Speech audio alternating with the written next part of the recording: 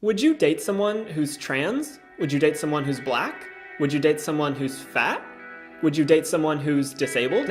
This appears to be a thinly veiled attempt to consider and attack the idea of the cotton ceiling, in that lots of people will not date trans people because, however accepting they otherwise are, they just do not accept a trans person as the gender that they present themselves as, that they claim themselves to be, at least when it comes to sex.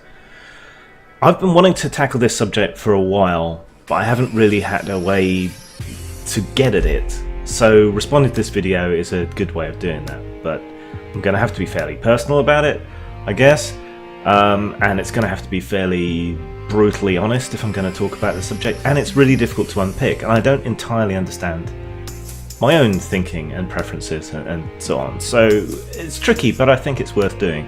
But still, to answer these, no, I would not knowingly date a trans person.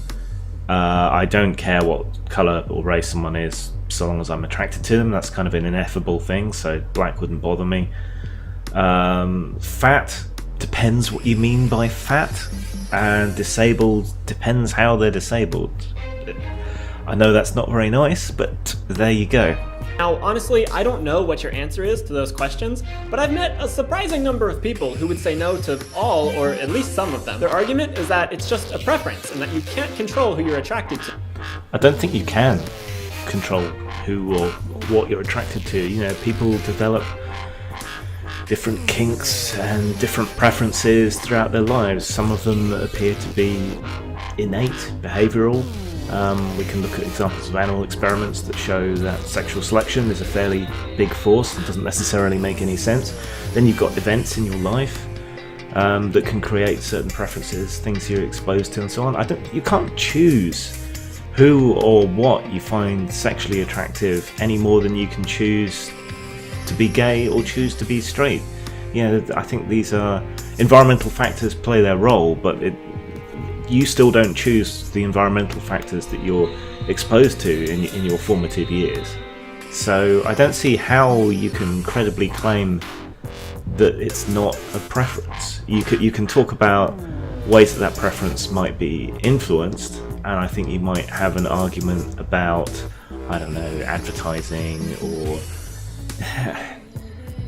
you could make an argument about pornography, but I think it would be a losing argument, because I think pornography tends to cater to people's desires and wants rather than to shape them. I think if you want to look at someone to blame for the way preferences might be shaped, then I think you need to look to the fashion industry more than anything else. You know, they're attempting to create and lead tastes, not just in clothes, but in body types and aesthetics and so on like that. But that fashion models are so starkly dimorphically different from porn models is suggests that doesn't particularly work too well. So sexual standards, I think, are different to beauty standards, and that's a whole other mess to get into. But I don't think you're on safe ground when you can say it's not a preference, political lesbianism aside. I think most of the time that this is brought up, it's in regards to race. I'll link to a couple really good videos in the description about racial dating preferences, but in this video, I want to talk about our other biases. The thing with racial preferences is that you're damned if you do, and you're damned if you don't. If you're not attracted to someone of a particular ethnic or racial type, then obviously you're a racist. If you are attracted to someone of a particular racial or ethnic type, then you're fetishizing their race. So there's just no way to win there, is there, at all? Oi Gewalt. Let's start with trans people. Would you date a trans person, honestly? Think about it for a second. Okay, got your answer? Well, if you said no, I'm sorry, but that's pretty discriminatory. Okay, for the purpose of this video, let's assume, for sake of argument, that I would be single, not old, fat, decrepit, and hated by all. So let's assume I was on the dating market and I was something of a reasonable catch. So these situations might come up. Let's just assume. I know it's a big stretch, but let's just go there. So would I date a trans person? No, I wouldn't. Why not? Okay, so even though I have come to accept that trans people see themselves as being of the opposite gender, identify as the opposite gender, do what they can to present as the opposite gender, there's a thing I've said that often gets misinterpreted, and that is that I'm a biological realist. That doesn't mean I'm denying a trans person's identity or right to their identity or whatever else. But the fact of the matter is, and the tragedy of being trans is, that you're not. Even if you feel like, for sake of argument, a woman, even if you dress like a woman, even if you have the surgery, even if you have the hormone treatment, even if you have all of that, you're still not actually a woman. You're still not female. And I've often described myself as being regrettably heterosexual, because my teens and 20s would have been a lot more fun if I'd been gay. But I'm just not into guys. And that counts for gay guys who might be attracted to me, and it goes for trans people who might be attracted to me as well. I'm sorry, I'll flirt with anyone. I'll flirt with straight guys because flirting's fun, but that's as far as it goes. I'm sorry, you're just not authentically a woman. And even if you passed and you got into a relationship with me somehow and then it came out that you were trans, that would be dishonest. That would be a betrayal. So that's not the kind of person you'd want to be with on an emotional level, as someone who would lie to you. Some of this is because in a relationship, I guess you're looking forward to the future. Maybe you want to have kids with this person, and that's something that can't happen.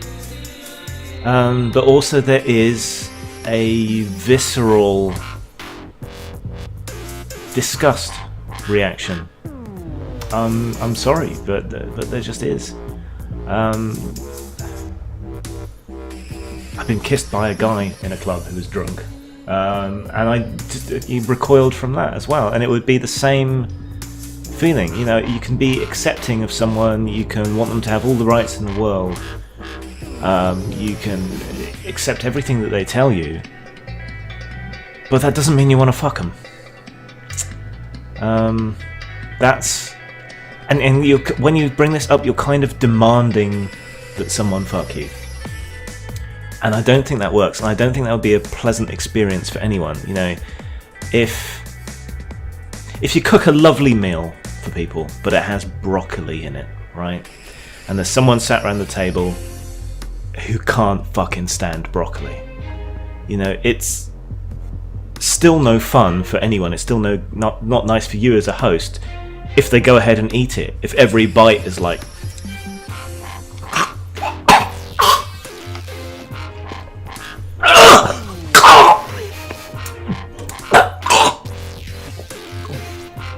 delicious! More please! It's just not a nice experience, is it? And why would you want that experience while you're fucking? Do you really want someone to go, oh, this is great! Yeah, I'm so totally attracted to you. That would not be a fun experience for anyone. How can you even suggest forcing people to fuck someone they don't want to fuck? And the reasons we have often don't make any sense. They're often these gut, visceral reactions. I mean, sex gets to the very core of who you are and what you are, and it's not something you necessarily consciously control, maybe at all. This just seems like a non-starter as an idea. But we know that sexual orientations are more innate than learned. They're more nature and less nurture. Gay conversion therapy has been proven not to work, but you can unlearn your own prejudices. It just takes time and conscious effort. Whoa there, Nelly too far, Tardo. Do you not see the self-contradictory element in this statement? So, we can't force people not to be gay, but we can force people to be attracted to people they otherwise wouldn't be. That's self-contradictory. Either you can or you can't. And some preferences are very likely innate, and nurture does apparently play somewhat of a role, but not a huge role in whether you're gay, straight or bi or whatever. So it's not quite so simple as that. And I think if you're advocating against gay conversion therapy, which is torture and doesn't work and denies people who and what they are, then I think you should also be against trying to force people to like fucking transgender people or whatever else it might be. And there's plenty of people that do like it, so, and don't have a problem with it, so why try and force other people? I don't see the double standard. I don't understand the double standard here at all. And the way that we talk about potentially dating trans people has a lot in common with the way we discuss other preferences. Saying that you're not attracted to fat people isn't innate. It's informed by a society that tells you that being thin is ideal. Everything in the media you consume is bombarding you with messages that skinny is beautiful and fat is ugly. And even the nicest of people absorb these messages to... It's been interesting, actually, through my free speech advocacy and work on that side. I've seen a lot of historical materials that have been controversial in the past, and a lot of that is pornography. And it seems, going back as far as we can remember, what we find sexually attractive has stayed remarkably consistent. It's a curvaceous, larger woman than the aesthetic we see in fashion and modelling and so on, and all that kind of thing. It's been remarkably consistent, and it's been remarkably consistent in being larger than what fashion necessarily considers attractive. What's considered attractive in men, that seems to have differed more, weirdly, and to matter less. Which seems a little strange to me, but there you go. But the sheer fact of the matter is that fat, genuinely fat, obesity, is unhealthy. And speaking from an evolutionary psychology perspective, there's good reasons why that would appear to be unattractive. A certain amount of curves suggests health, suggests fat reserves and so on for rearing kids and so on. So there's good reasons why we might be hard-coded to be attracted to a buxom or voluptuous woman. But equally, there's good, biological, evolutionary reasons why we would not be attracted to someone who is morbidly obese. There's a whole range between anorexia and obesity. There's a whole wonderful space there, of buxomness, of voluptuousness, of female pulchritude. There's a whole space in the middle there. And fatness in men, like I said, that seems to have mattered less. To the point where you have these big fat Samoan men, and you've had fat men in other cultures where their fatness is seen as a sign of their wealth. If you can afford to feed yourself that much, you're a good catch with lots of, plenty of resources. You're a good strong guy. God, I sounded like a MGTOW then, but it's there seems to be a difference. But fatness isn't healthy. It isn't, genuine fatness. So that's a good reason to be turned off by it. But then there's people who fetishize it, like everything else. So find yourself a chubby chaser. Wait, let's talk about disabled people. Disabilities come in a very wide range, from being deaf to being in a wheelchair to only having one arm, and I think it's pretty ridiculous to say that you couldn't be attracted to any person who has any of those disabilities. Disabilities can happen to anyone. Someone you're extremely attracted to today could become disabled tomorrow. Well, that kind of ruins that whole point, doesn't it? Yes, there's a huge variety of different problems people have. People have mental disabilities or mental health problems. Those are completely invisible, but they can be much more destructive. If someone's missing an arm or something, that's one thing. If someone's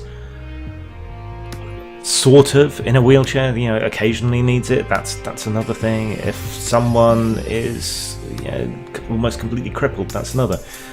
Going into a relationship, you may not want to necessarily be someone's carer, in effect, and there's all kinds of strains and problems that can come from that, and maybe someone's life is going to be cut short, and you don't want to go through the pain of losing them. When someone you're with becomes disabled, I think that's something different. You've already made a commitment, and you love them, and by that point you're connected to them and you want to help them. But a lot of people whose spouses or partners become disabled, depending on the degree. A lot of them end up having to go to prostitutes. It's something I've found out through advocating for prostitution. They will often help out couples who have disabled issues, and they will often help out single disabled people because they might have trouble finding a partner. So that's a good reason to support sex workers. It's a whole complicated mess. You know, if you do find the right person, maybe you will go and be with them regardless, but not everyone's like that, and I don't think it's fair to stand in judgment on those people. But what do I know? Now, if you're not attracted to someone, you're not attracted to them. I'm not going to tell you that you have to be attracted to this fat person or that trans person or that disabled person. That is literally what your entire video was about. You're trying to shame people into fucking people that they wouldn't otherwise be attracted to. However you dress it up, that's what you're trying to do. And that's actually something that you missed, which I think is something that is worth talking about. The role of shaming in who we partner with. You might be attracted to someone who's whatever. It doesn't matter. I mean, to reverse examples, look at Chasing Amy. Terrible film, but interesting ideas in it. Shame definitely plays a big role. You're trying to shame people into being attracted to people that they're not attracted to. Other people try to shame people out of being attracted to people they're attracted to. You know, in the past, maybe that was the race thing a lot. How could you date outside your race? It still happens in the black community. Or it might be something else. I mean, there's a joke that kind of illustrates the point, I think. What's the difference between riding a moped and fucking a fat girl? Nothing. They're both great so long as nobody sees you. So that kind of speaks to the point, doesn't it? That there's shame, but you're not taking away shame. You're adding shame. You're trying to pile on shame, not to ward people off being attracted to someone they're attracted to, but trying to force people to be attracted to people that they otherwise aren't attracted to. And I think either way, denying your sexual preferences and proclivities, or being forced into them, denying that you lack certain sexual preferences and proclivities, I think both ways lies disaster. Repression, one way or the other, always seems to lead to problems, whether it's Catholic priests, Boy Scout troop leaders, or whatever. It always seems to find a way to come out, and not necessarily in the healthiest of ways. So I don't think it's a good idea to do what you're doing or what the anti-gay people are doing. And I think they're two sides of the same coin. A very dangerous coin. So, what did we learn in this video? We learned that Riley is the Mirror Universe Mike Pence, and that if you want to fuck a social justice warrior, forget the roofies, just claim a minority status, and then if they won't fuck you, call them a bigot. Zang.